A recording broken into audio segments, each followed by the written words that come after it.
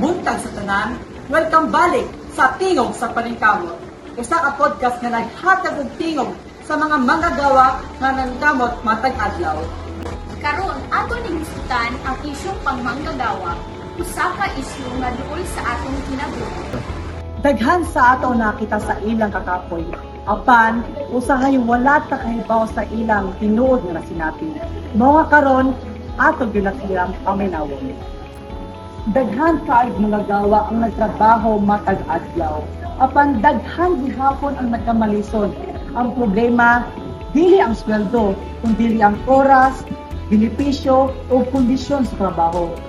Usahay murag naanda na nato nga ingani ang ilang kahimtangon. Pero dili man unta normal. Ang trabaho angay makahatag og dignidad. Inig unya natay makaistorya nga usa ka manggagawa. Inigbalik na sa atong programang Tingog sa Paningkamot. Sa mataglakang nga ilang buhaton, dala nila ang kabugat sa adlaw. Bisan kaboy ang lawas, nagpadayon gihapon sila, kay aduna sila responsibilidad nga dili malikayan. Kasagaran silang malimtan. Kasagaran ilang tingog dili madungog. Busa nagpabilin sila nga hilom bisan masakit.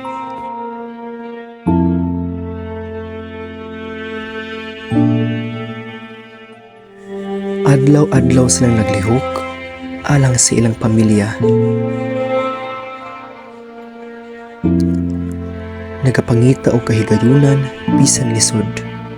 Ug daglaom nga mas maayo ang ugma.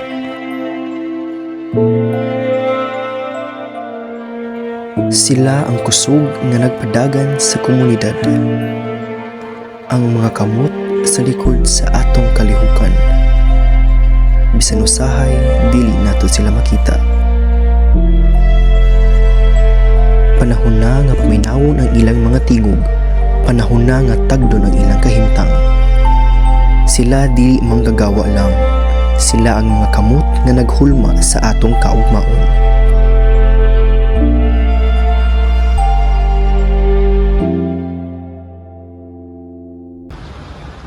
Welcome balik sa Tingog sa Paningkamot. Maayong adlaw, Aiza. Salamat sa paghatag o paggahin sa imong oras sa pag-apili ng Tingog sa Paningkamot. Mayong adlaw usab. Salamat sa paghatag og higayon nga ako nakasulod. Aiza, unsa man gyud ang kahimtangan sa pagtrabaho adlaw-adlaw isip usa ka factory worker? Lisod gyud. Kada buntag musayo ka sa pagsulod. Unya usahay dugay kaano nahuman ang oras. Pero kinahanglan kang maningkam. Kung mubo ang sweldo, unsaon man ninyong pagatubang ana sa inyong panimalay, magbudget gyud ka maayo. Kay usahay makahuna-huna ko unsaon kang paigo sa akong sweldo. Pero kinahanglan kong maningkamot kay naa may pamilya na sa likod. Daghan kayo salamat, Aiza, sa imong paggahin sa among oras. O God bless you. Human nato madungog ang istorya ni Aiza. Ato makita ang issue sa manggagawa. Dili lang numero, kundi tinuod ng kinabuhi. Importante gyud nga paminawon ug sabton nato ang ilang kahimtangan. Kaya ang ilang pagpaningkamot angay gyud respetuhon. Kung musuporta kita sa mga manggagawa, mahimong mas lig-on og pata sa atong katilingpan. Daghang salamat sa pagpatinaw sa atong programa Tingog sa Paningkamot. Magkitag balik sa semana dili sa atong programa.